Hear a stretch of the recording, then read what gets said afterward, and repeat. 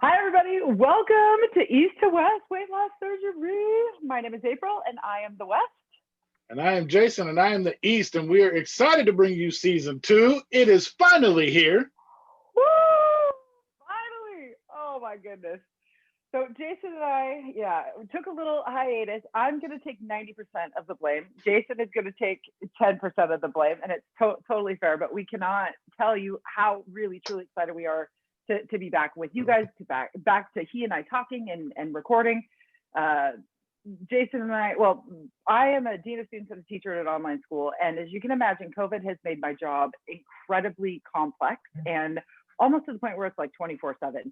And every single time Jason and I spoke, we so enjoyed our conversations. And I had to continue to push this back just because life is just crazy. And finding time to do this can sometimes be difficult when you're working full time and it seems to be, over the top. So I had stuff going on. Jason had stuff going on in his personal life, but we finally got to the point. It was maybe a month ago, I think, that you and I, connected as we always do. And you and I both left that conversation just saying, oh my God, we so needed this connection with each other because we are grounded in our journeys with these conversations. It's what keeps us on track. It holds me accountable, and it's a place where I can be honest with somebody about what I'm experiencing and just either have you listen and nod and acknowledge, or you help me problem solve. So I mean, these conversations were very much missing in my life. So I'm very happy to be seeing and talking with you again.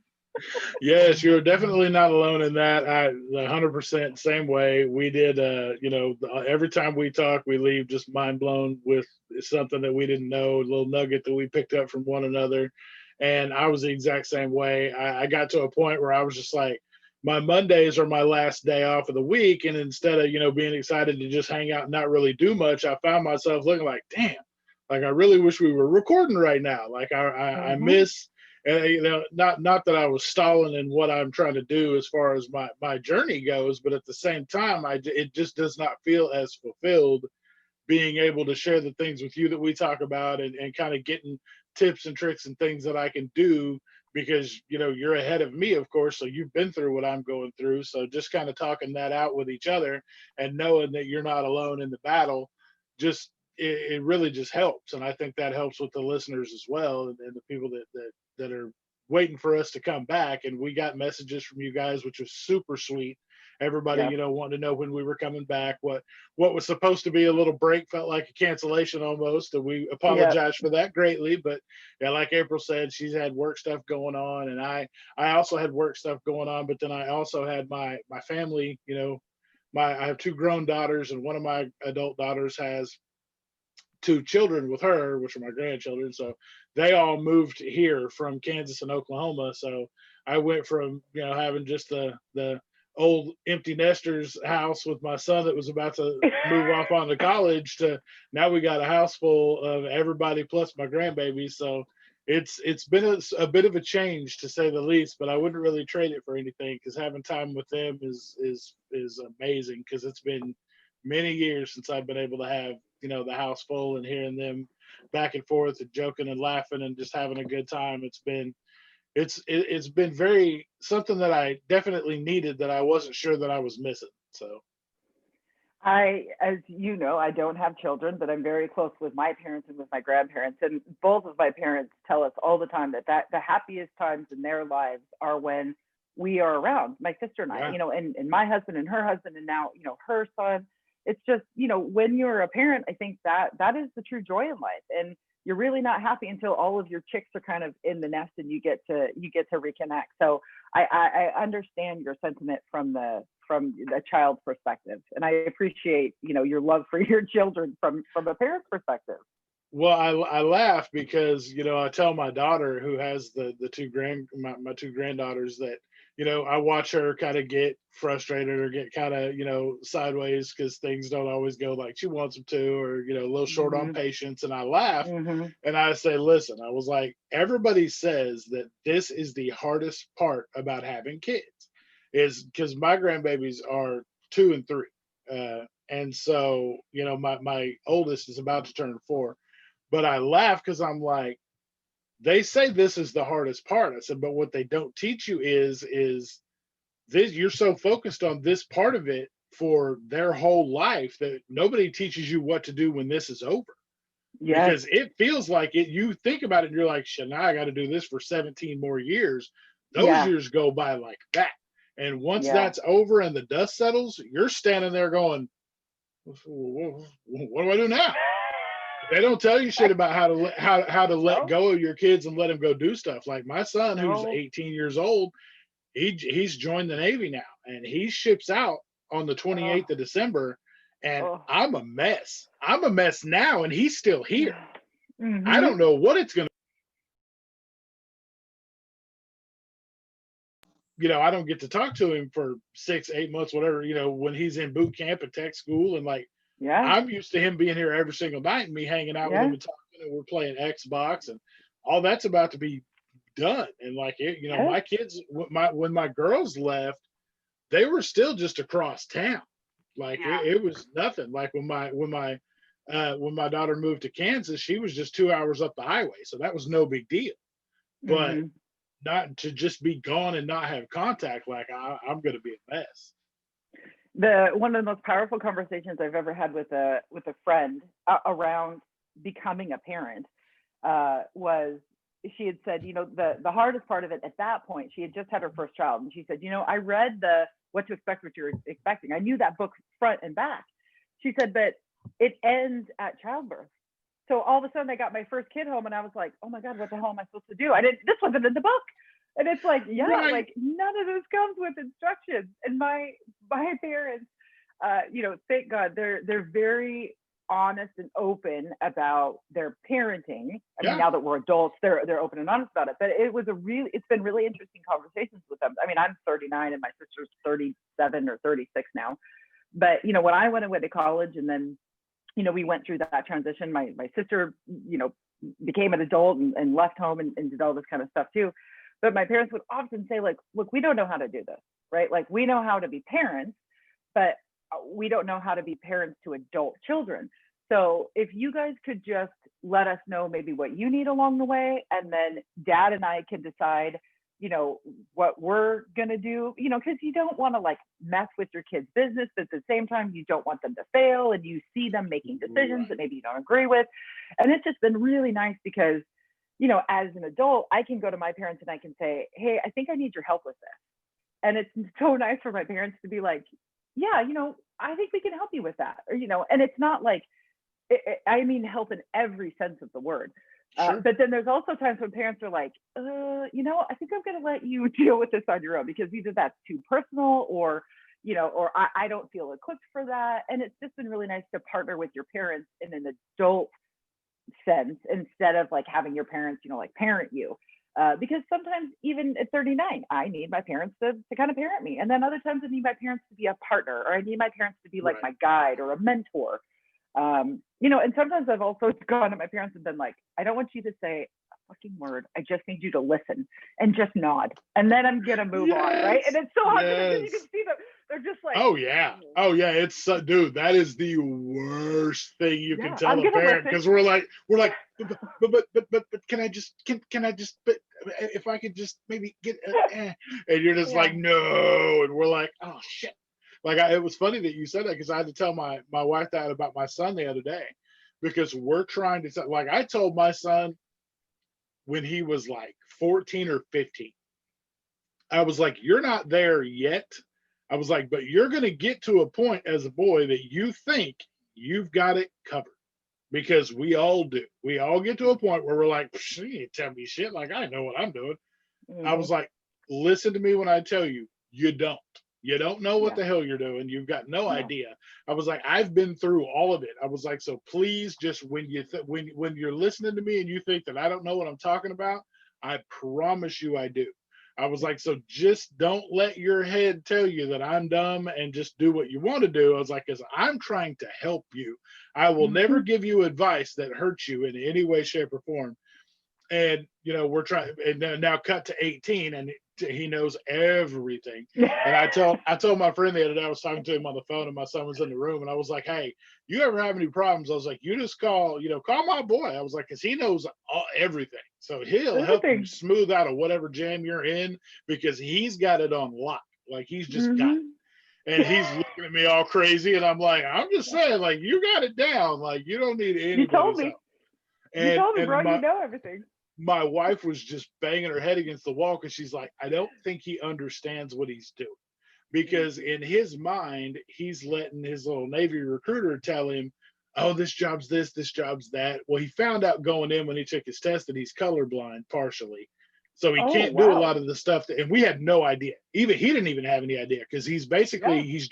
he's shade colorblind. Like he can Okay. tell things are red or things are blue, but he can't tell the difference in the shades of blue.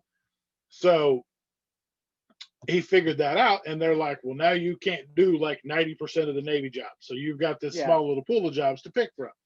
And so what my wife was trying to explain to him is you're looking at this like a 5 year commitment. Like you're going to go in there, do your 5 years, and you're going to be done. But if you get in there and happen to like it, you've got to like this job you're picking forever, for 20 years, for Mm-hmm. whatever, however many years you're in until you decide to leave. Mm-hmm. She's like, Mm-hmm. so I just want that to resonate with you when you're picking these jobs. And, he was kind of blowing her off because she doesn't know, of course, because she's never been in the Navy. So what would she know? I'm like, yeah, well, neither have you. So, there's that.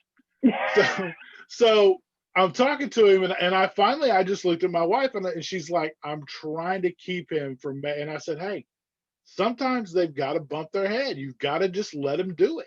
Like we Mm-hmm. know we know it may end bad, but there's Mm-hmm. nothing we can do about it. He's 18. He did the majority of this process on his own, which is awesome because we have 3 kids and we have 3 different levels of responsibility.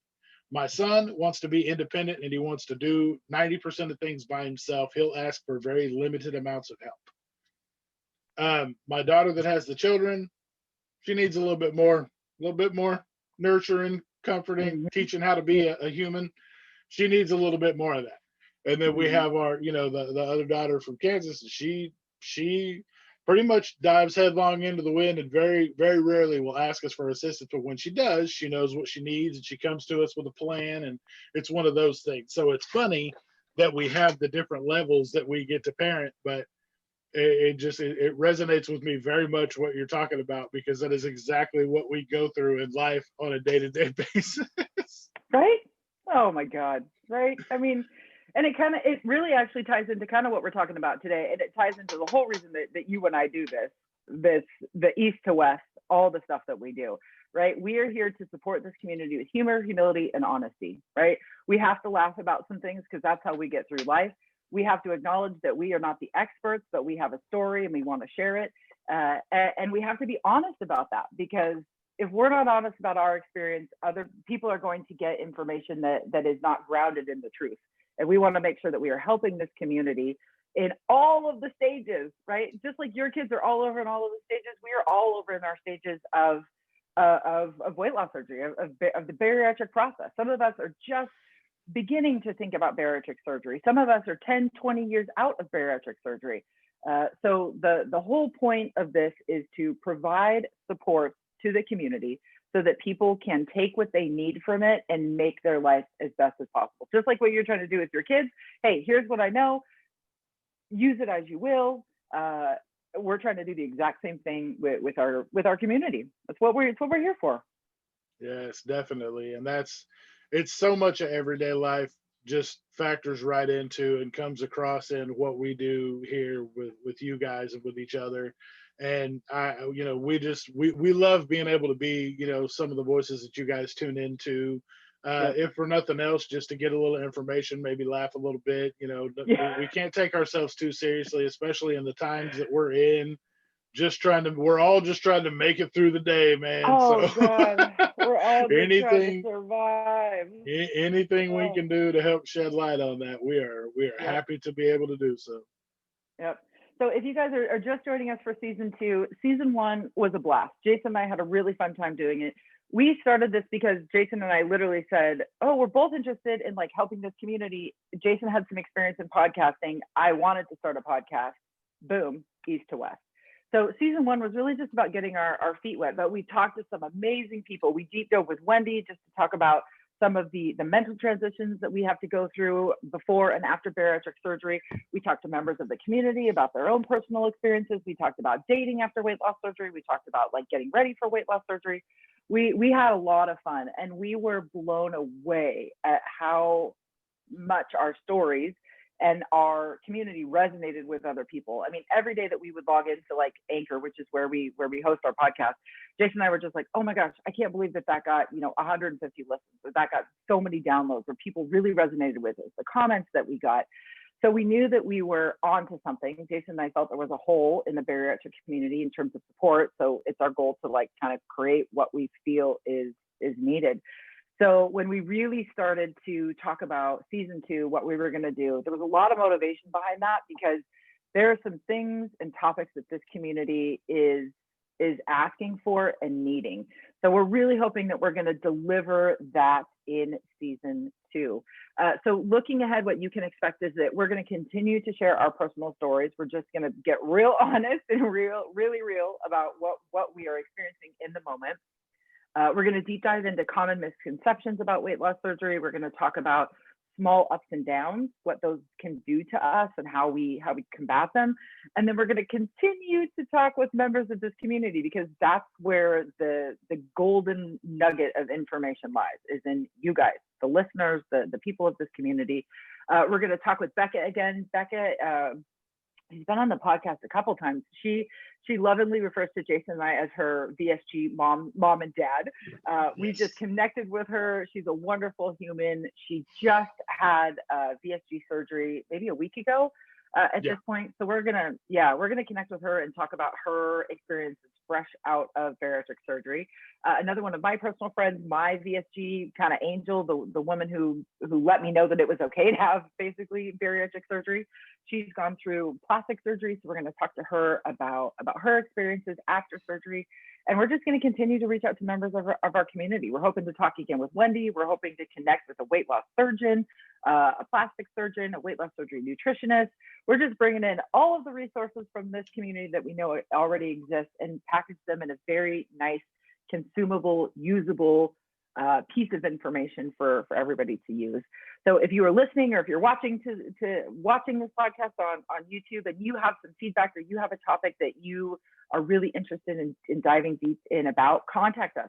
Just let us know. As you can see, we're very adorable humans on the other side of these microphones, and we really want to talk with you. We want to connect with you, and we want to make sure that we're producing things and putting out content that is of value to you and to this community. And we know that only if you reach back out to us. So please do that. Yeah, we definitely, like April said, looking at Anchor, looking at the stats, looking for all the downloads and the listens and things. We got a good feeling for what really resonates with you guys, the listeners. And that's really what we're trying to frame season 2 around, the things that really got the most traction, kind of leaving behind some of the more technical stuff that may not have hit home for a lot of you as well. So looking into it, we're really trying to do things more aligned with what you guys need to hear. Like April said, please reach out to us. We're more than willing to talk to you guys about anything like that, any help you need, anything we can do to assist. Like April said, if we don't know the answers, we're going to find them for you. We're going to connect with some of the people that we've got, that we're in connect with, to be able to do that for you. And we're more than happy to adjust the content to what's going to work out best for you guys, because we wouldn't be here doing what we're doing without you guys. I mean, I guess we could do it, but if nobody's listening, what's the point? April and I are pretty busy, so just doing it for no reason, not really the business. So yeah, if we, as long as we can resonate with you guys and keep you guys listening and active in what we've got going on, that's our main goal and concern. Yep. And really, that's how today's topic came about. You and I, Jason, were talking, I don't know, a couple of weeks ago, maybe a month ago. And you and I both said, I kind of feel like things are normal, right? Like all of a sudden we moved into this area of our lives where we don't feel like we're bariatric patients anymore, right? Like things are just normal. We're like into routines. Nothing feels odd. It's just, we're kind of like, we feel normal, like nothing has changed. And that can be a really good thing, and it can be a really bad thing. So today we're going to deep dive into our topic of normalcy, right? So what does it mean? How is it a good thing? How is it a bad thing? How do we know when we're falling back into our old ways? And then what can we do to make sure that we stay engaged with our bariatric recovery and our healing? And how do we stay engaged with this new, right, with this new life that we found ourselves in? So, right, when we realize that things are back to normal, or when we realize, for me, it was all of a sudden, it was like, oh, I think I ate a whole slice of pizza, one slice, but I ate a whole slice of pizza. It took me, 30 minutes, but all of a sudden I was like, oh God, I haven't eaten a whole slice of pizza in a year, like more than a year. And all of a sudden it dawned on me, I was like, oh my God, I haven't really thought about my procedure at all recently. And it was like, well, that's amazing. Like, I guess that means that everything is fine. And I kind of freaked out a little bit because I was like, well, wait a minute, how can things be fine? Because I had major surgery and I've lost 116 pounds now. Nothing is normal. Nothing is the same. But my brain it just seamlessly went back to, oh, everything's fine. Everything's normal. You can go back to doing what you want to do. And that's a little bit terrifying. Not enjoyable. Yeah, no, definitely. So have you also felt that you have kind of fallen back into this like sense of normalcy, this sense of like just nothing has changed? Yeah, actually, I believe mine happened about a month ago. I was about the 6 month mark, and I missed. I was supposed to get labs done to go back for my 6 month checkup with the surgeon, and I blew past the labs, blew past the appointment. They were like, "Oh, well, it's the day for the appointment, but we don't have your labs in the system." And I'm like, "Oh, it's because I didn't get them done." And they were like, "Well, go ahead and get your labs Ooh, done. Then you can come see us, and then we'll do it." And I was like, "Oh, okay, yeah, no problem." And I still haven't yeah. got my labs done, and I'm 7 months out now. So I'm like, it's funny to me how, because I'm awful with, if I don't get the labs done in the doctor's office that same day, I'm horrible. And I'm the Mm, same way with refilling prescriptions. I'm awful with that too. mm, So, and I know that ahead of time, which I normally set, but I was so excited for the 3 month checkup and all the post op checkup because I wanted to get there and let them see how great I was doing. And I will. But I'm to the point now where I'm just like, I'm kind of tired of doctors as a whole, like, because I was going when I was big. And now that I've had the surgery, I was going. And I went to mm-hmm. my primary care the other day, and she was, trying to, excuse me, she still wants to mess with all my medication and trying to do all this stuff. But I finally got to the point where all of my labs are level for normal Mm, people, which is mm, fantastic, but they're normal for normal people with my medication. So I don't want to mess with anything right now. And yeah. she's one of those doctors that always wants to fiddle with stuff like, oh well, let's try this and move this and change this and do this. And so I'll leave with 7 new medications and another $150 at Walgreens, and I'm like, I don't want to do all that. Like I want to Yeah. be done with that part. So if Yeah. I'm level right now, I'm just going to stay level with what I got. Like I'm trying to kind of move, but the normalcy part of that is you want to feel that much like a normal person, and normal people don't go to the doctor every couple of weeks. They don't go for, Exactly. like they'll go for Yep. a yearly checkup and physical, but they're not going to Walgreens and filling scripts and getting new scripts every couple of weeks. And you're just like, I Mm-hmm. don't want to do all that. So Yes. the normalcy factor of it for me was I had gotten so back into a normal routine that I was just like, I thought about it, and I don't remember what it was that I had eaten, kind of similar to you with the whole piece of pizza thing. I don't remember what it was I had eaten, but I was like, oh yeah. I was like, I haven't had that since surgery, and I had forgotten that there was a surgery to not have it since. And you Mm-hmm. just, because your scars start going away and everything starts kind of blending, the only thing is you're changing, clothing size and things, but you don't think about why that's happening. You just know that you're losing weight like you're supposed to be doing because your routine now is don't eat like a freshly freed hostage, exercise a little bit, do this, do that. Your routines are just your routine based now. So you eat healthy, Yeah. you exercise, you do your thing, and it just becomes a daily routine and habit that you're doing, not centered around I've just had this surgery and a major body and life change, and now I've got to do things that surround that.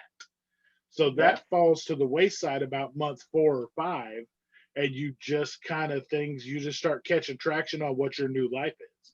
Hmm. And I think it's also, you know, but before surgery, we definitely had a normal, but that normal was killing us, right? And after surgery, you're so excited to get back to that sense of normalcy, right? Because after surgery, everything is changing. Your emotions are all over the place. You realize that you have to make some major changes. You need to do things differently. But that change also gives you a positive reward, right? I'm making all these changes, but look, I've lost 10 pounds or 20 pounds or 30 pounds, and my clothes are going down, and people are saying things, and compliments are coming, right? It's like, it's this constant, like, okay, well, the change is good, and people are noticing. It's like this reward habit loop that you kind of get yourself into, right? Because this is, I worked so hard to have surgery, so I would make all these changes. But then you get to a point where people comment less, or you just kind of get to this plateau, right? So your clothes don't change anymore, or you kind of lost your weight. I'm a year and a half ish out of surgery, and I'm still losing, but I'm losing like a half a pound a week, or not as many pounds a week. So my clothes have size has stabilized, and people are kind of used to seeing me now at this size. So it's like, well, okay, so now I guess the fun stuff is over. And that's dangerous, because your brain is going to want to go back to those old habits, because and your old way of doing things, because that's how you've always done it. You only know how to live your life as a fat person. That's it. You did it for 15, 20, 30, however many years. And your brain is going to go, well, things are normal, things are boring. So I'm in discomfort, or I'm not happy. Well, how do I get happy? Oh, I know how I get happy.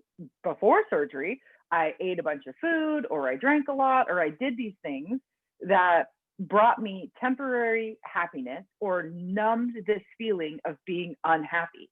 And it usually, everything involved food, especially for me. So when I realized, like, oh, like things feel normal, and like life kind of, like, I don't know, like all the happy things that came with weight loss surgery dissipated. And it was like, well, I guess I'm feeling normal. Well, that's kind of boring, or that's kind of scary, or, what, why am I feeling this way? And I realized that I was kind of reverting a little bit back to my old habits. We were eating out more. We were indulging in foods that I normally would indulge in.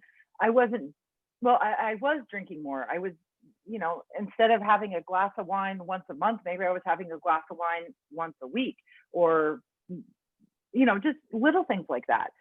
And it's really scary, because I find that I'm going back to the things that I used to do before surgery. And even though I can't eat as much, I'm still eating more of it, right? I'm having more pizza, or I'm having more treats, or there's more candy around the house, or there's more, instead of one glass of wine, I'm having two glasses of wine. And that's not good, because if I continue to do that, I'm going to look how I looked before surgery, after surgery, right? It's that 2 year mark.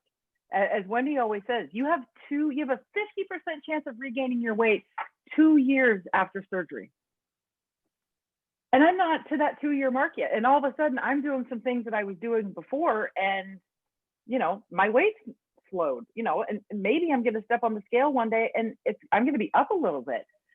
And that's really dangerous too, right? Because if I'm up a little bit, am I gonna go back to that shame cycle? Am I gonna go back to the tool that I use to feel better, which is food?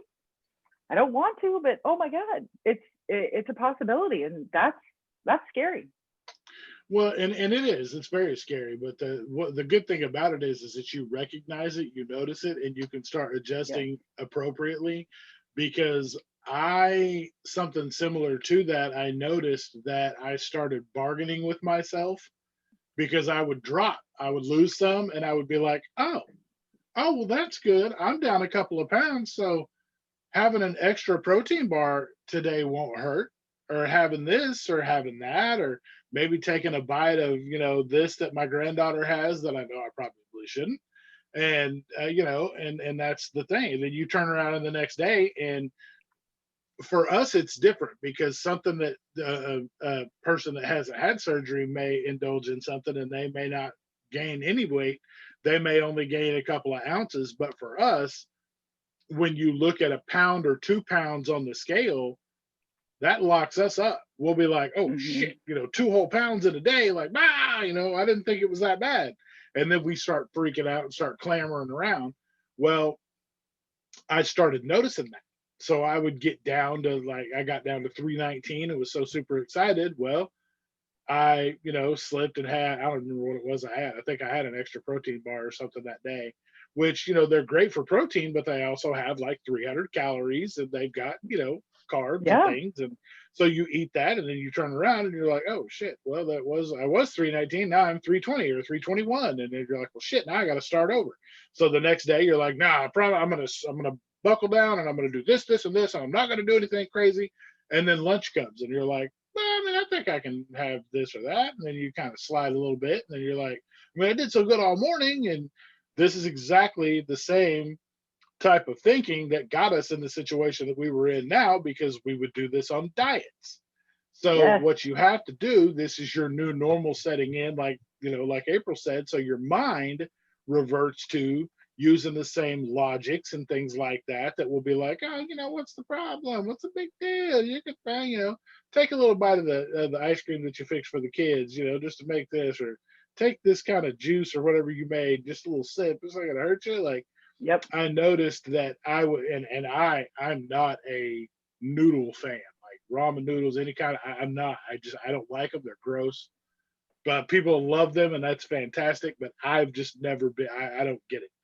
So I was mixing them for my granddaughter, and for whatever reason, I guess I was just tasting them for temperature to see if they were hot or not. Mm. My stomach, you would have thought I ate a pint of ice cream. My stomach folded it, and it was like three little chopped up noodles that I had. Oh. My stomach folded in on itself probably 6 times and was like, my whole body was like, what are you doing? Oh. It hurt so bad. I was like, oh, I was like, and those aren't even good. Like, I didn't even get to enjoy what it was that what I wasn't supposed to have. Yes. But yeah, my body was just, I mean, my stomach just instantly was just like, nope. And I was just, oh, I was miserable. But yeah, it's stuff like that. Or what I've noticed about myself is crackers. Oh. Yep. I was a fan before, but it's like I'm a fiend now, because Mm. I'll have a few and then I'll have a few more. And then it's like, oh, what's a box? And then you find out that you're blowing through a box like every couple of days, Mm. because it's like Mm-mm. you'll take little bowls and do it, and that's cool. But when you're filling the bowl up again and again, what's the Yes. point in buying and getting a small bowl to start with? Because you Yes. just refill that damn bowl and keep going. Yes. And I figured it out, which my wife was giving me crap about it. But I had figured it out because one night that was my dinner. Literally, I ate a bowl of crackers for dinner, and then I'm like, Mm. "Oh yeah, of course you're up 2 pounds the next day, you jackass, because Mm-hmm. you ate a damn bowl of crackers. Like, come on now." Mm-hmm. And so then you start realizing, like, oh yes, that was dumb. Then you go Yep. back to making your adjustments and going back. But yeah, like April said, I mean, the thing about this whole deal is, you know, you can rely on willpower only so much, because at the end of the day, Mm. if willpower was all we needed to not be fat, we wouldn't need the surgery to begin with. So we would have just willpowered our asses on the treadmill and the weight room and the kitchen, and we would have been fine in the first place, and we wouldn't have needed.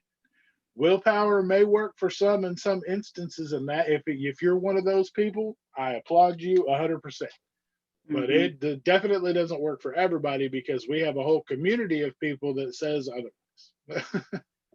It's so this topic continues. This is the theme for this month, because I too noticed that I was doing some things differently recently than right after surgery. I would get really hungry as I was making dinner, and I would be snacking on things as I was making dinner, and then I would go to eat dinner and I would be full. But then in my brain, I'm like, but you made dinner, so you need to eat this. Like, this is your protein. Well, no, all I'm doing is overeating, right? So that is my old pattern of just constantly eating and always seeking that feeling of being full.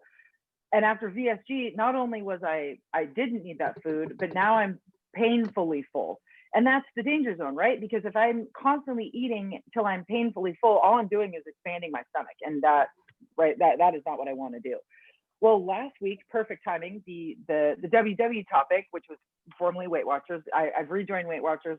Very, very glad that I did so. And the topic last week was willpower. And the statement that they shared with us is, look, willpower is finite and it's fleeting.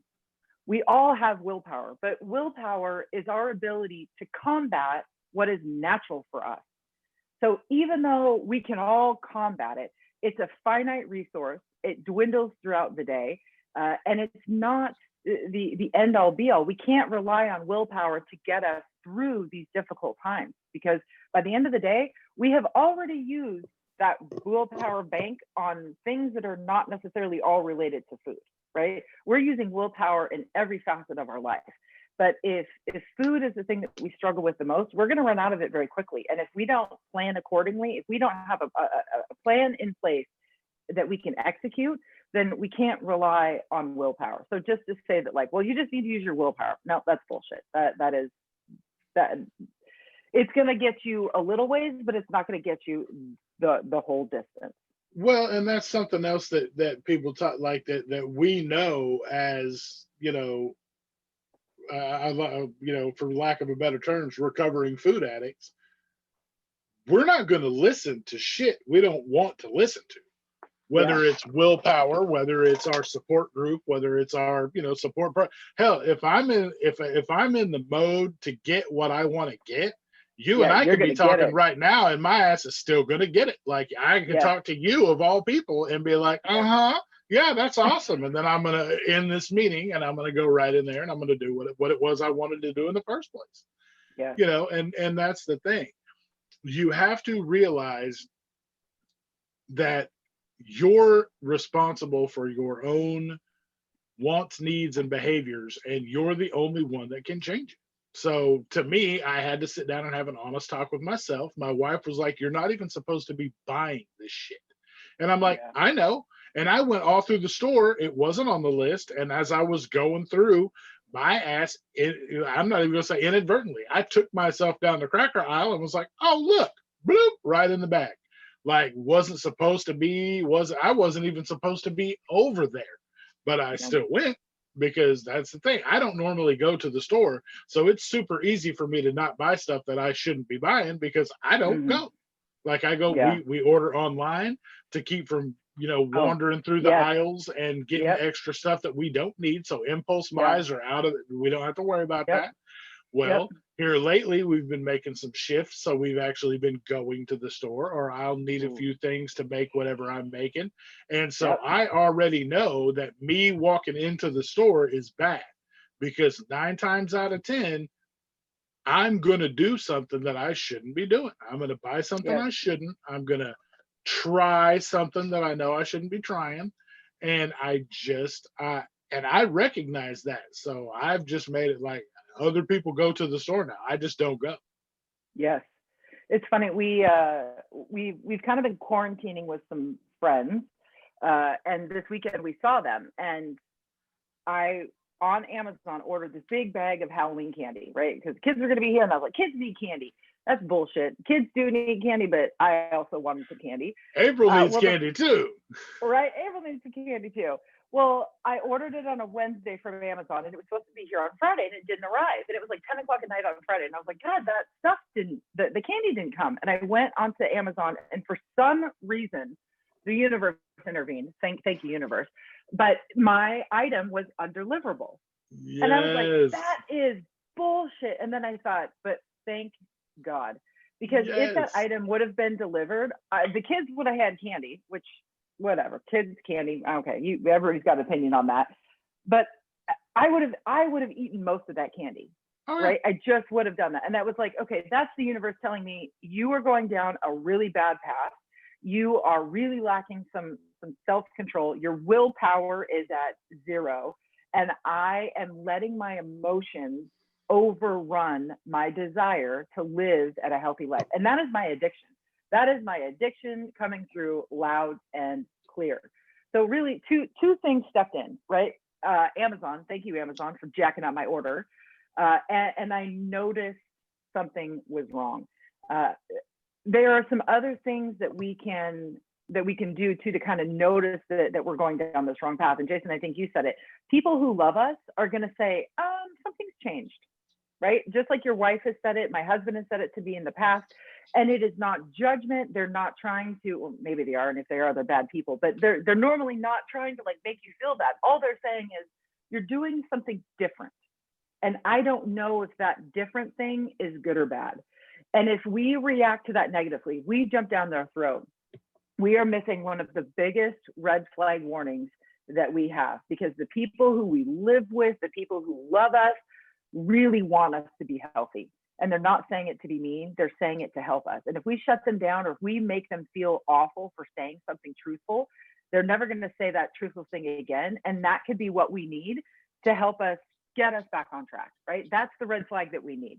I needed Amazon. I needed my husband, just like you needed your wife, and you needed that grocery store trip to go, something's wrong. Something is wrong. Well, and I knew it was bad because the first time I bought them, and this is straight junkie mentality. I bought them, I brought them home, put them in a cabinet that nobody goes in, that's by my work desk, so nobody would find them. Oh, you hid them. Yeah. So I had bootleg snack crackers. Yeah. Oh yeah. And so I was sitting there at my desk, and I could literally just reach back and open the door and pour them into a little bowl that I also kept in the cabinet, so I didn't have to get up and nobody heard me moving around, and I could just eat it. Well, another good alarm for me is my granddaughters know what the sound of the crackers hitting that bowl are, and they come running. They're like, I want crackers. And so now when they run, and because they run back between my office and my wife's office, because we're all working from home still. So they'll come walking in with a handful of Cheez-Its, and my wife's going, where the hell did you get those? And, Pop got them for me. And I'm like, so I got busted on my little bootleg crackers. And that was a great thing, because, I would have kept doing it because they're amazing. But well, and that's really hard to admit too, because there's shame with having to admit I'm hiding food. Oh yeah. Right? It's shameful. You don't want to admit that, and you don't want other people to know that. But at the same time, these things kind of have to happen for you to go, okay, something's going wrong here. So I have to ask you, Jason, why do you think, what is driving your step back into old habits? What's kind of behind that? Have you thought about it, about what's driving that? Well, it was funny because we just had stuff in the pantry. And so I started that with just, well, let me try I mean, I know I'm not supposed to have carbs, but if I have a small little amount a day, as long as I'm doing the rest of the stuff good, this will get me through. Because as my stomach started settling down and I could eat just a little bit more, like I would have one of the Elevation protein bars from Aldi, or like that's like my amazing most favorite go-to, and I buy just those on the regular now because they're just great. I used to have like a protein shake and stuff in the morning, and then by like 10:30 I would start getting hungry again, and I don't do lunch usually until 1:30, so that's a big gap to just not have anything. And I usually get about 48 ounces of water in that time frame. But I started feeling like I was hungry. Well, I was getting to a point where I'd do like a protein bar at 10:30, or I started backing that down to about 9:45 or 10. Then I would have like 2 or 3 eggs at 12, and then go ahead and do a small lunch at like 1:30. But that stuff started getting to the point, I think we were out of eggs one day, and I had the protein bar and I didn't have it. And I was like, well, I'll just have a few of these and it'll be fine. Yeah. Well, the few crackers turned into a bowl of crackers, turned into just, let me just keep doing that instead of eating eggs, because it's faster and easier to just pour a little bowl of crackers than it is to sit there and scramble 3 eggs, because 3 eggs takes 8 minutes. Pouring a bowl of crackers takes 8 seconds. So, so again, you're justifying. Oh yeah, 100%. Right? I mean, you're bargaining.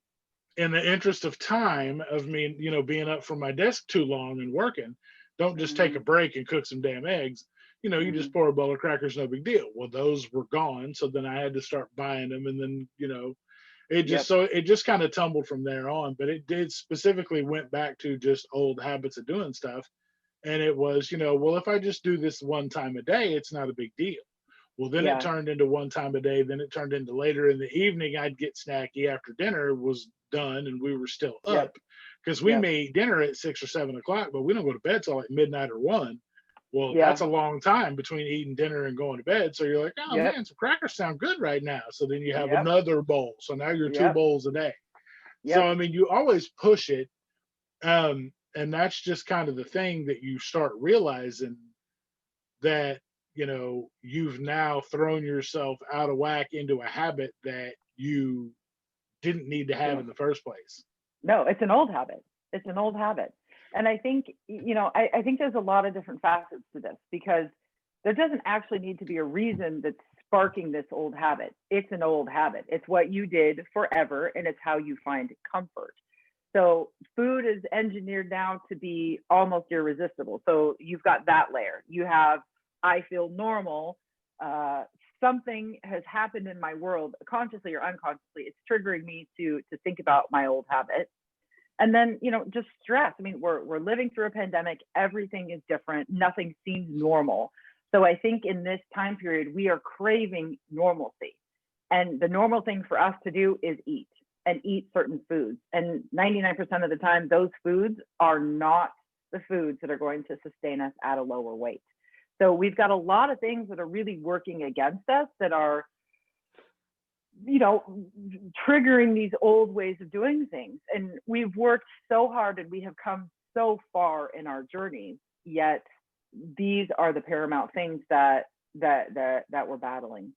And I know for me, I don't like to be bored. And when I'm bored, when I'm feeling normal, that kind of panics me. And that's what triggers me to kind of go down those old roads, right? So I'm bored, something must be wrong. Why am I not feeling excited? Or, why am I feeling unfulfilled? Oh my gosh, that's not a really great feeling. Well, how do I feel good? I eat. And I can't keep doing that. So, I think knowing that you're going to want to go back to your old habits, you just have to recognize it and you have to take it as fact. And then when you start noticing things, you have to take action, right? So you and I kind of came up with a list of like, well, how do we know that we're going back to our old ways? Right. Well, we start testing out foods that we haven't eaten since surgery. We start eating them again. We start buying them again. We realize that we're enjoying these old foods, or we're going back to our old restaurants, and it's like, okay, that's not good. That's a aha. Hey, things are going off the rails a little bit. I've already talked about this, but we notice that we can eat a little bit more than we have in the past, right? And we take that as license for, I can eat more. I'm healed. Like everything's great. No, everything is not great. You should always be able to eat a very small amount of food. That's the whole reason that we did this, to Well, reduce and our the intake. the funny thing that my wife was saying the other day is she made jambalaya for the girls because they love it, and that's one of the few things that they will actually eat, Mm. and eat on a regular basis, and for Mm-hmm. lunch, dinners, and things. So kind of a meal prep type of deal. And she was like, "Well, did you have any of that?" I'm like, "Oh God, no! I can't have rice. That's carbs." And she goes, "So it's a half a box of crackers your ass ate the other day, but you were eating those." And I'm like, "But not like that. That's different carbs." And that's And she's just like, "Uh huh." Because I'm like, it's Uh-huh. so funny to me because I'm like rice, pasta, any of that. I'm like, "Oh, not carb. I couldn't possibly eat those. Those are carbs." And she's like, "Uh huh." While you stuff Cheez-Its in your face, and I'm like, Mm. "Touche, touche." True. Yep. Right. That's why we all need somebody in our home to go. Really? Mm-hmm. But then what's funny Mm-hmm. is I've noticed I will, as much as I kind of am going, veering off the rails for me for a bariatric patient. I watch people the way people eat now and Yeah. the amount that they eat, and I'm Yeah. horrified. I'm like, Yes.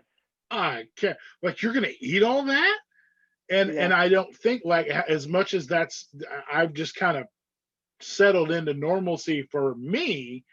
as a patient now, knowing what I am able to eat and not wanting Yeah. to go back to the amount that I used to eat, I'll Hmm. watch people make plates now, and I'm just like, I'm horrified. Like my son last night ate 6 pieces of pizza. Well, he's also 18 and working out and going to the Navy. And I was just like, 6 pieces of pizza, knowing I used to clear out a large pizza by myself. Yep. So that's the upside to feeling the normalcy is those things will become crazy to you on a daily basis. You will see somebody that you know is overeating and you'll just be shocked and horrified that they're Yep. eating that much, knowing you used to do the same thing, but you would do it Yep. multiple times on a daily basis. Yep. And I've actually had a conversation with Wendy about this, my therapist, and it's a double-edged sword because when you see people eating and you find yourself judging them, which is what you're doing, right? You're making a judgment of their Yeah. actions versus your actions. And it's powerful to say, wow, I used to do that, right? I used to do that and I no longer do that. Where it can become a danger is that if you're truly judging other people, you're using your brain space to shift the focus off of you onto them, right? So it's easy to say, oh my God, well, I don't do that anymore. Like, oh, like how horrible these people are ruining their lives. But by doing that, you're also taking the deflection away from you because you say, well, I don't do that anymore. I don't eat 6 slices of pizza. I only eat one now. Well, I shouldn't even be having pizza, It's right? And still and but pizza. it's still pizza. And regardless of how much they're eating, it's taking the focus away from me, right? So I need to be very careful about that because I have to say I have to not judge other people because if I do, I'm using energy that I could be using on myself, making myself better. I'm giving my energy away to somebody else, and I'm judging them. I have to I have to just get away from that mindset because it's deflecting the point, right? The point is not what somebody else is eating. The point should be what am I eating? What am I doing every day that's helping me live my life at a healthy weight? What am I putting in my body that helps me? All these other people, it's just a distraction. And if I want to distract myself and if I want to go down that road, then I guess I'm going to go down that road. But that's not actually serving me. That's Right. serving my addiction. Right. And it's a double-edged sword, and it's another flag for me. It's another indicator to go, okay, you're trying to your addiction is working very hard to distract you from the reality, which is you're making different choices, and those choices aren't helping you live your life at a healthy weight.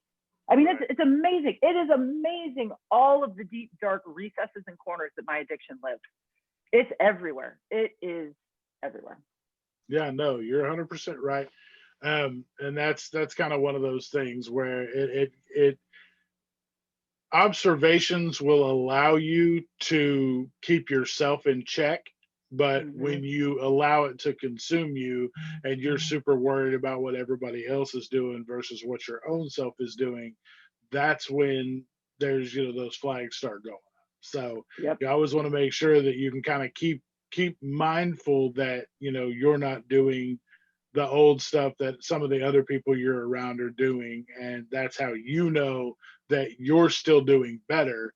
You just have to still be mindful of exactly what it is that you're doing and not be super concerned with other people. Yep. Exactly. The other thing that you and I talked about is, how do we know that we're going back into our old ways?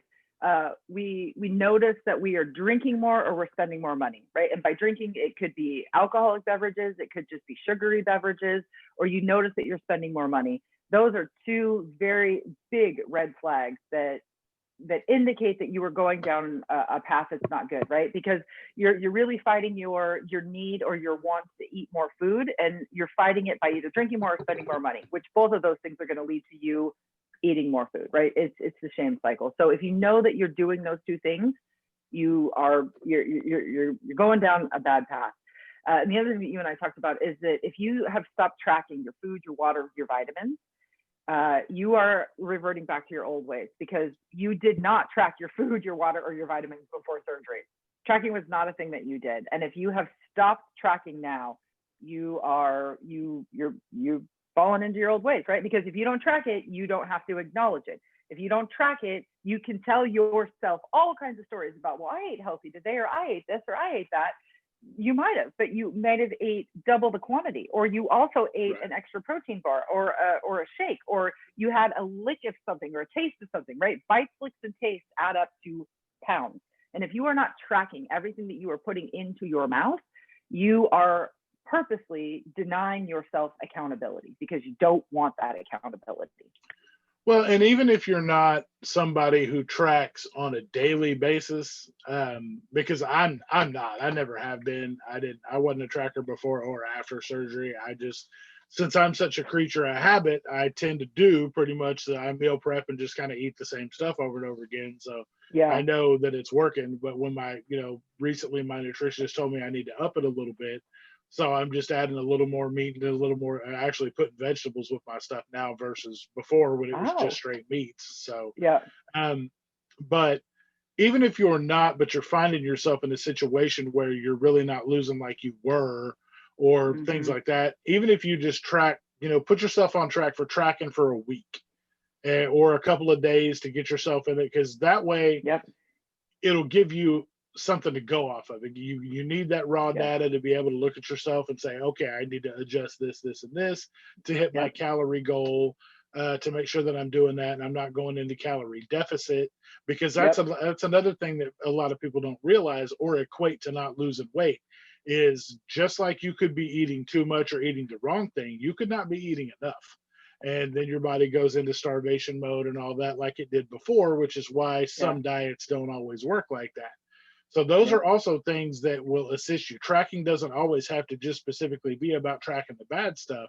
It's tracking to let you know that you're actually eating enough. So Yes. that's a big thing, Yep. because people will hit that 6 and 7 month mark and not realize that your caloric intake goes up from what it has been, because you've been stuck at that 700 calorie mark forever. Well, now you've gone to 1,200 calories, Yep. and that mark will come and go before you know it.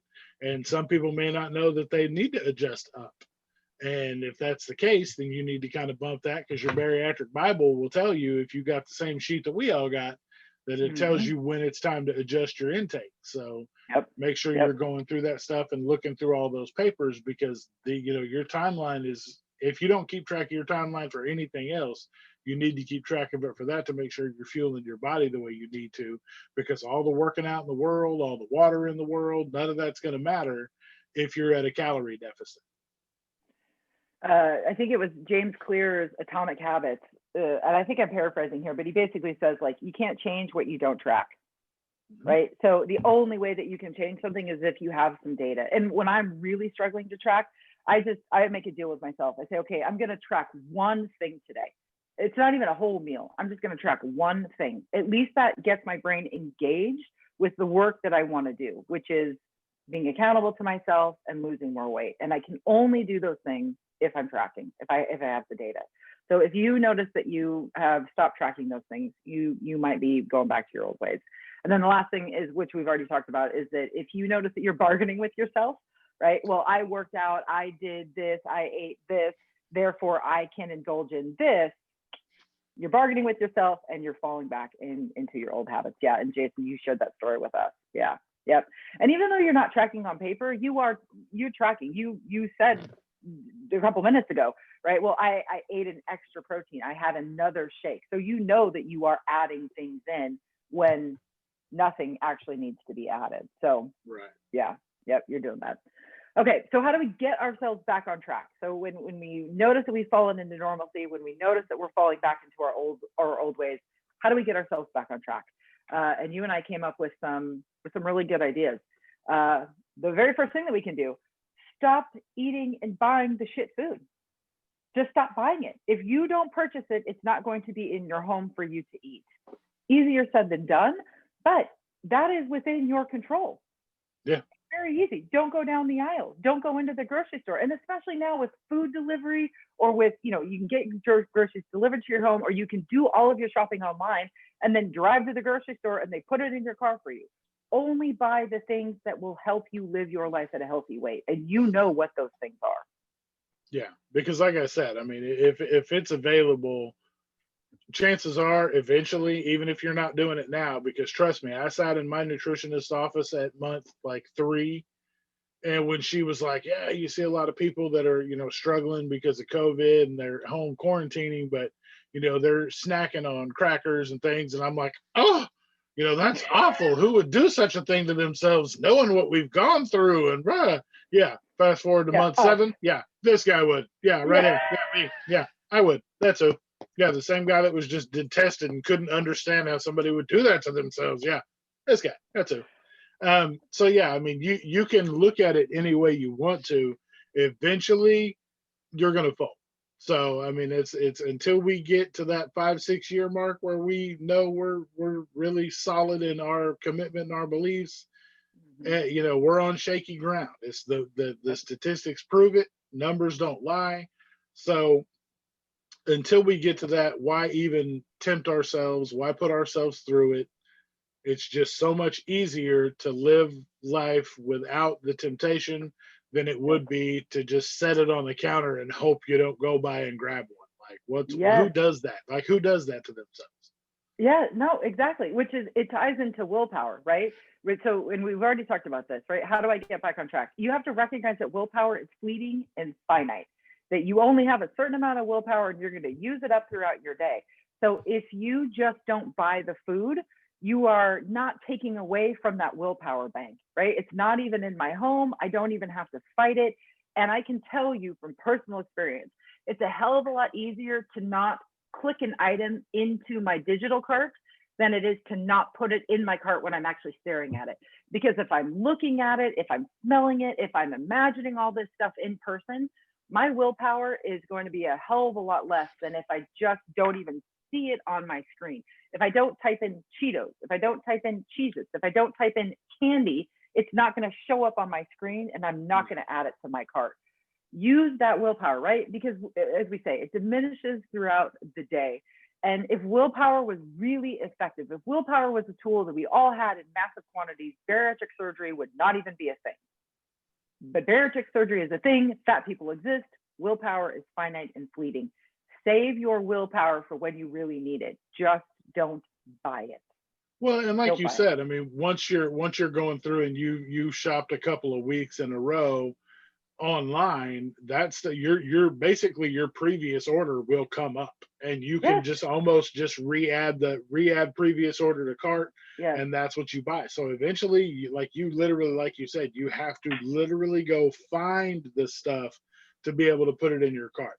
And at that yes, point you're a lot less likely to do that than, like you said, if you're standing there and you look at the box or something, like you're gonna, chances are you're a lot less inclined, or you're a lot more inclined to buy it when you're in the store than you would be online. If it's just the picture of it, it's just a little different. I mean, it's not yep. always that way, but the majority of the time, yeah, it's going to be a lot harder. Yep. And if you know that you're already struggling with this, the only way really to combat that old habit and those old addictions is to plan for them and plan around them, right? So you have to get as much discomfort in between you and your habit as possible.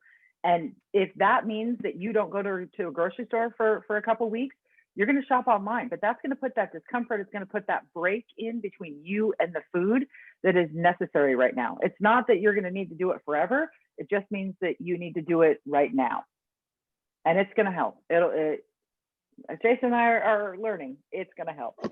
Well, and that's kind of the thing we had talked about, when it comes to stuff like that, when you make changes like that or you set goals for yourself, everybody has goals in their mind of what they want to do with weight loss surgery. And you can the only static goal you need to have is healthy. Mm-hmm. You set like you can set a weight loss number goal. Like for myself, I've always said I wanted to lose down to about 250 pounds. My body may not agree with that. So the problem that like I myself have had in the past is in diets or anything like that, I will set a hard concrete goal for myself. And then if I don't hit that goal, everything goes off the rails and I go back to eating again. I spiral out of Yep. control. And I'm like, well, Mm-hmm. if I didn't hit it, what's the point in even trying? And you go down that rabbit hole. Well, so what I've done with weight loss surgery is I've set soft but realistic goals. So I would like to try to be around such and such a weight by such and such a date. That way I let myself off the hook in saying that I'm going to do this, it's going to happen, because as everybody that's had weight loss surgery can attest to, your body does not always cooperate with what your mind says you're going to do. Yeah. And I learned that pretty early on. I was smart enough to kind of figure out, oh, this is different. This is not exactly how I thought it was going to be. Because I'm like, oh, well, if I've lost this much weight this early, there's no reason I can't lose another 60 pounds by this and this. And my body's like, yeah, except you forgot to factor in the fact that I'm going to need to take a break because I can't just lose all this weight at one time, or, your organs will shut down or melt away or whatever. So it took me a while to kind of get into that mind frame of, it's not quite going to be that way. But that's why you can't hold yourself to such a finite, just it's this, it's that, it's going to be this, and if I'm going to hit this goal, because then you run the risk of damaging yourself and not sticking to your plan. Yes, correct. Right. If we're setting goals can be a really great thing, but if we know how we react when we don't meet that very limited definition of our goal, if that spirals us out, then maybe goal setting is something that you need to put off to the side for now. Maybe it's more of benchmarking, right? This is going to be my next place that I'm shooting for, and then here, instead of just having that finite, like, well, if I make it, if I don't, I don't, and then horrible things happen. That's not beneficial to you. Maybe that's not a tool that you need to use right now. And that's kind of what I do with tracking. So one of our other suggestions for like really kind of getting back on track, or if you find yourself going down to this old place that's not good for you, is you have to start tracking again. And before weight loss surgery, I'd be like, okay, I'm going to do all the things. I'm going to track all the things. And I would, say, okay, I need to do these 11 things. Well, as soon as I didn't do those 11 things, I was like, well, oh my God, well, I screwed it up. Like, okay, done. And then, fuck it. No, I'm not tracking anything. I'm not doing it. I ruined everything.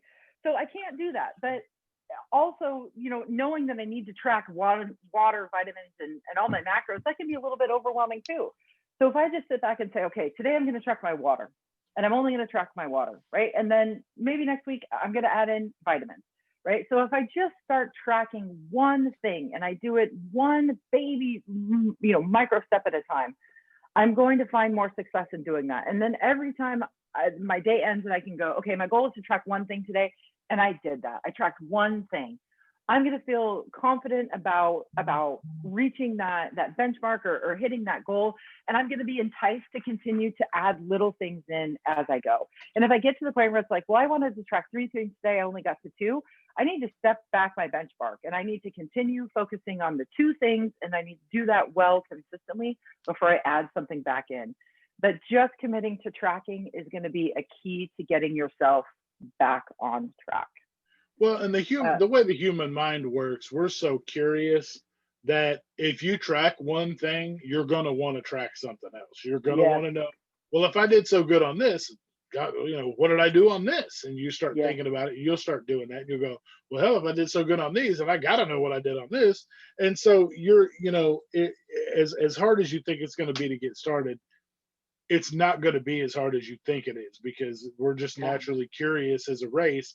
So we're going to want to know as humans, well, what did I do with the rest of this? And then you're going to get competitive with yourself, and you're going to want to try to start besting the numbers that you have. So doing it is going to work out for the better, in the long run. Yes. Yep. Absolutely. The other thing that we can do is check our stories at the door. Man. And you and I, right? And this could be like the theme for today. We all tell ourselves stories to justify our actions, right? Like you told yourself a story. Well, I did an extra workout, or I worked more in the yard today, so therefore I deserve this. That's a story. That is a complete made up, fabricated story that we use to justify our actions.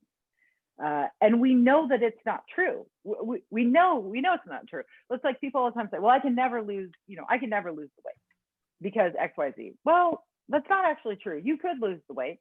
It's going to take some tools, but you can do it. But these stories that we tell ourselves to derail us, to get us to the point where, right, it gives us permission. Our stories give us permission to go back to our old ways because that's comfortable.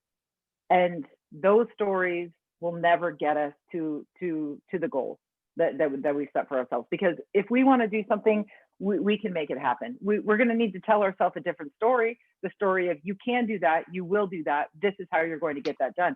That's a really great story, but it's not a story because it's true, right? That's truthful. Stories are not truthful, and we tell ourselves these stories to allow us to do the behaviors that we want to do that are comfortable. We have to check our stories at the door. We have to ask ourselves, is this a story? Is this truthful?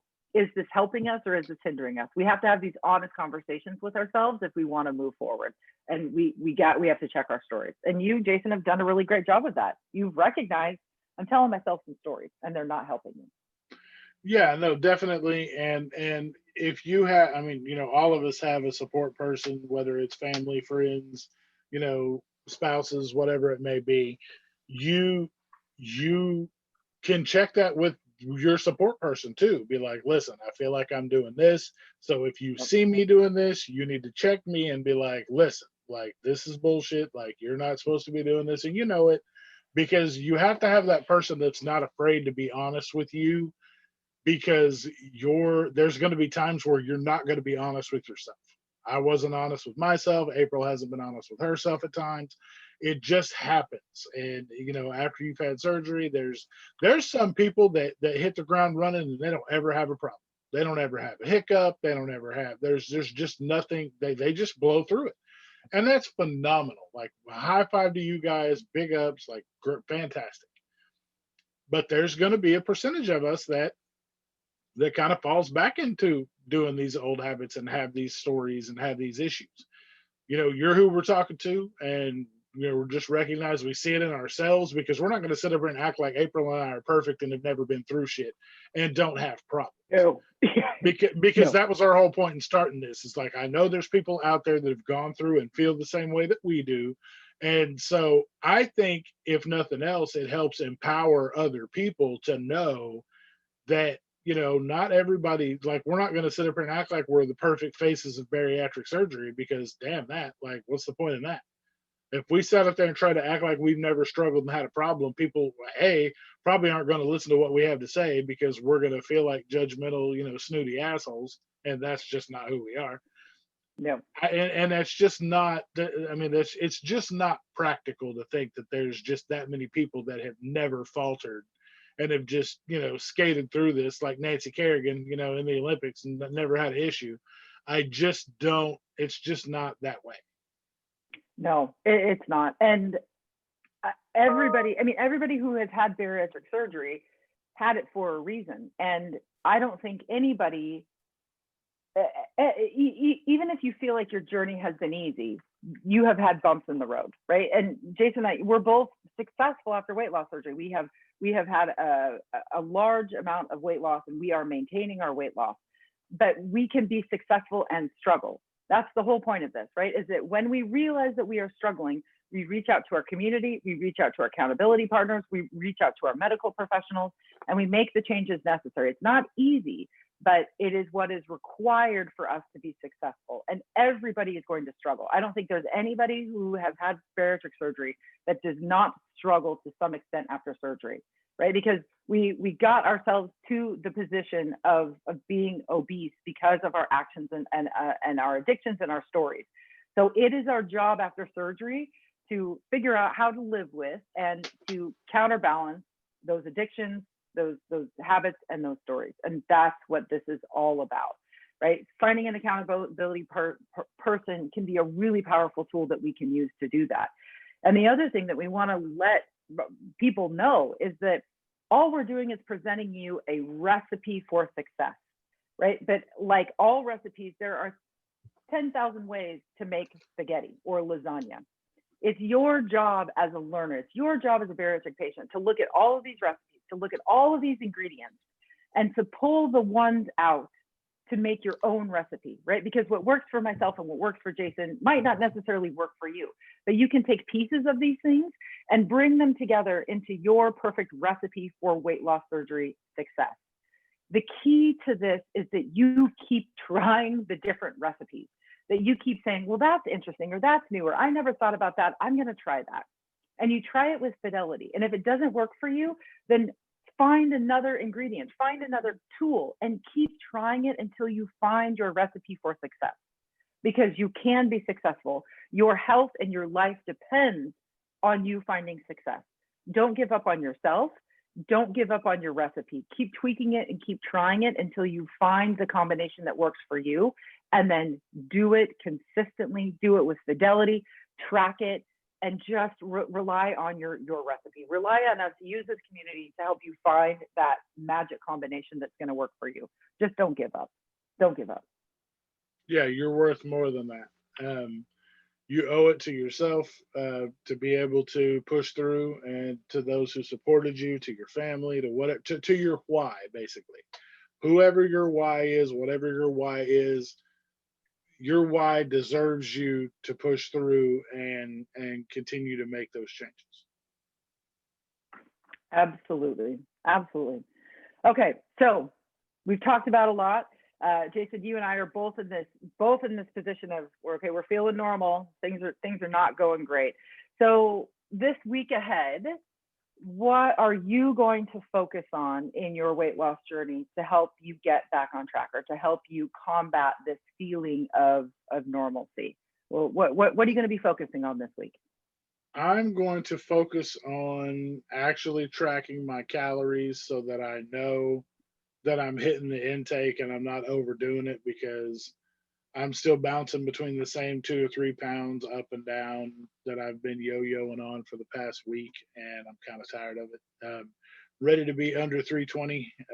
I've only been under 320 one day this week, and I'm a little aggravated about it. So, trying to get there, because my next step is to get under 300. Once I hit 299, I'm going to be super excited. So that's where I'm headed at this point. So I think in order to do that, I got to track my calories, and all the crackers are gone away now, so I don't have to worry about that. I think I think I'll be safe in that. So. Nice. Okay. So my two questions for you is, how are you going to track, and what steps and actions are you going to take to make sure that crackers do not enter your home again, or don't enter your body this week? I'm going to be using the Bariatric app to be able to track all my intakes and things like that. And as far as the cracker situation is, I'm not going to the store. I've already opted out of all of those trips. I will not be joining in on the reindeer games. I'm not playing around, because I know myself and I know what I will do, and so I'm just not. Awesome. So it sounds like you have a clear path forward, and you already have a plan in place for how you're going to focus on those two things this week. Awesome. I am 9 pounds away from being in Wonderland. It's been my goal since surgery to be at 199 or under. And I know. And I think the key to my success also is tracking. I need to track. I have some food in my house that's not going to help me achieve those goals. So if I can't come up with a plan to safely either use that food, so either prepare it for my husband for his lunches, or find a way to include it, then I'm going to throw it away. That's my plan this week. I'm going to be okay with throwing away food. I know it's not healthy. If it can't be donated, then I'm going to throw it away. And I too am going to track. I'm going to use my WW app, my Weight Watchers app, and I'm going to track one meal a day. That's going to be what I'm going to focus on this week. We've got similar goals. I like it. We can support each other with that. And of course, you and I are each other's accountability partners. We know that we like to hold each other accountable. So I'm excited to check in with you this week to see how your goals are going. Maybe it'll be a good thing that we can do on Instagram Live this week. We can hop on Thursday, and you and I can check to see how our progress is going with our focus goals this week. Oh, that's true. That might be a really good thing. Something always in the works. I love it. All right. True. So next week, we're super excited about our conversation. Miss Becca is going to be joining us, and she's going to be sharing with us her post-op experience. So at that point, she'll be 2 weeks away from surgery. Things are going to be very raw, She will have kind of come out of what I think is the darkest period after weight loss surgery, that first week where you really kind of question all of your life decisions and you regret having surgery and you want them to put your stomach back in. So I'm really excited to talk to her about what her experience has been post-op. And just based on conversations that I've already had with her, and I think that you've had with her as well, she's making excellent strides in her recovery, and she has some phenomenal insights that I think will help a lot of people as they move through the journey. So I'm super excited to talk to her next week. Yeah, I am as well. Yeah, talking to her just a little bit, I see she's gone through a lot of the normal paces that we all go through, but she's kind of settling down into what life is going to be like, and I can't wait to get her on and talk to her about how things are going. Yep. And what I always appreciate about Becca is that she really holds nothing back, and she's very honest about what she's going through. I mean, and she and I, and the three of us, have talked about things that are really personal and are really hard to talk about. And she's just like, nope, this is what it is. And that's really refreshing because, right, just even with this episode, it's important for people to know that we're successful and we're struggling, right? Like those two things, they're a part of the journey. They're very well married. And there's nothing wrong with struggling, and there's nothing wrong with talking about it, and there's nothing wrong with bouncing ideas off of other people to help us in our own journey. So I just continue to appreciate her honesty, and of course, you know, the honesty that we find with a lot of people in this community, because if it wasn't for that, it'd be a real struggle. Well, and you mentioned, what you mentioned was actually perfect, though, perfectly placed the way you said it. Is we're succeeding, but we're struggling. But the biggest part of that sentence is we're still succeeding. Yeah. Very few people succeed without struggle along the way. The journey wouldn't be worth it otherwise if it was just so easy to just have the surgery, lose all the weight, and be done. But that's just not how life works. So you need to know that even the biggest success stories of weight loss surgery have had struggles along the way, and they did overcome them. They were able to bounce back from them. It's not it's not an end all be all just because you hit a couple of bumps in the road. And that's the biggest thing. You just need to realize that struggles are going to happen, but that doesn't mean it's the end of the road. I love it. All right, I think we did it. We always say, okay, we're gonna work on like shortening these things up, and then you and I get to talking, and it is what it is. But every time I leave meeting you, I always feel better. I feel more grounded, and I feel like I have some new tools to combat whatever happens to be in my way. So thank you for just doing this with me. It's freaking awesome. I love it. You're very welcome. I agree. I think we found something that has added more to each other's lives than just the surgery or just an accountability partner. This adds a whole other dimension that I was not prepared for, but I am extremely happy to have, to have be part of my life and my journey now. So couldn't be more excited. Awesome. And of course, to all of you who listen to this podcast on your favorite podcast app, we thank you. For those of you guys who watch us on our YouTube channel, we thank you from the bottom of our hearts. We are so excited and honored to be a part of this community, and we're just excited to continue to grow this community and to grow the listenership, to grow the followership, so that we can continue to do this work, because we feel it's important and we feel that it's needed. So if you have not liked us or followed us on your podcast app or on YouTube, today would be a great day to do that. And we're always looking for feedback. So like I said, if you have a topic or if you have an idea that you want us to explore or that you would like to explore with us, please let us know. You can message us on Instagram. You can follow our page. We're east to west _ weight loss surgery on Instagram. You can follow Jason and I also too. We have our own pages. I'm at Actively April. Jason's at the Smithsonian, THA, and then the word Smithsonian, like the museum. And just communicate with us there. Find us there. If you feel that our content is valuable, share it on your pages, share it with your community, share it with your friends and family who are thinking about bariatric surgery or part of the bariatric surgery. Let's grow this community. Let's make sure that we are supporting everybody in the ways that they need to be supported, because that's the whole reason that we exist. Yes, please continue to like and share. Share with your friends, share with anybody else in the community that you know of. Please, if you could leave us reviews on Oh any of the yeah. platforms, all the platforms, YouTube, any Yep. of that, please, because we need more reviews to be able to keep them spreading the word on the podcast. So we appreciate all that. Plus, it also helps, like April said, gives us feedback on things that we may need to change, because just like we're not experts in the weight loss community or weight loss surgery community, we're not experts in podcasts either. So we just, it's not like we're not podcasters. We just play one on TV. We Yeah. just we do the best we can with what we've got. We just kind of, as structured as this is, we really just kind of wing it. So if there's anything better that we could be doing, you guys are the ones to let us know. So we appreciate all of that. We love being one of the sources that you guys get your information from, and we're happy to do that and want to continue to do that for as long as possible. Just know that you've got this and we've got you, and together, we'll all make it to the finish line. Perfectly said.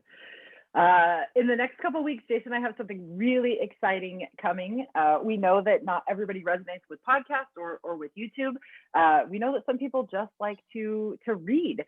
So in the next couple of weeks, we are going to be launching the East to West Weight Loss Surgery website. It is going to be awesome. It's going to be our repository for all things related to this community. So it's where you're going to be able to find our blog, which is going to be kind of like a brand new thing for us, but we're excited to share our experiences in that format. It's where you're going to be able to find these video podcasts of the blog. It's where you're going to be able to access the podcast. We're going to post product reviews, recommendations, more personal stories from us and from the community, recipe ideas, just anything that has loss surgery. We are going to be using that website as kind of like our repository. So in the next couple of weeks, you're going to see that launch, and we're very excited about that. So, we're just looking for all ways to expand it and grow the community. And we think the website is going to be a really powerful place to do that. So be looking for that in the next couple of weeks. It's going to be awesome. Super excited to get that up and running. Yep, absolutely. All right, my friend, I think we did it. Is there anything else for the good of the order? I don't think so. I think we're good. I love it. I love it. I love it. Well, as always, thank you so much for chatting with me today. And I'm very much looking forward to next week. And I'm very much looking forward to season 2. It's going to be awesome. Yes, I agree. Thank you as well for meeting. It's always phenomenal to do and to get to speak with you like we do, and impart some knowledge and speak with the people of our community. And don't forget, this Thursday, we're going to be going live again on Instagram at the East to West _WLS page. We'll be going live there. We'll be talking about just basically summing up what we've done as far as our takeaways for the week are. So join us. If you have questions or anything, bring them to there, and you can ask us questions. We'll do Q&As, and gives us about 30 minutes to check in with each other and check in with you guys, and we're super excited for it. Yep. Come by, say hi, let us know, what's been going on in your life, pose your questions, and just offer us feedback. It'll be fun just to hang out. We enjoy connecting with people. And we'll be doing that at 4:30 Eastern. No, sorry, it's 4:30 Pacific time, because I messed that up. I messed that up last week. 4:30 Pacific time, which is 7:30 Eastern time for those of you that know how to keep track of time better than I do and know which coast you live on, which I frequently. So, hey. It's because we all know deep down you want to come to the West Coast, the best coast. I mean. I see. Washington is God's country. What can I say? I mean, like, the sun is shining. I mean, don't mind the rain or the wind or all the other crazy stuff. So. Right. Or the beach water you can't get into because it's super cold all year round. That kind of stuff. Yeah, that too. Hypothermia. Whatever. West Coast problems. West Coast problems. Right. All right, my friend. It's super awesome talking to you. Looking forward to seeing you on Thursday. And and hopefully we'll see you guys there as well. So thank you for tuning in. We'll see you on the flip side. Thank you. Bye-bye. Bye, guys.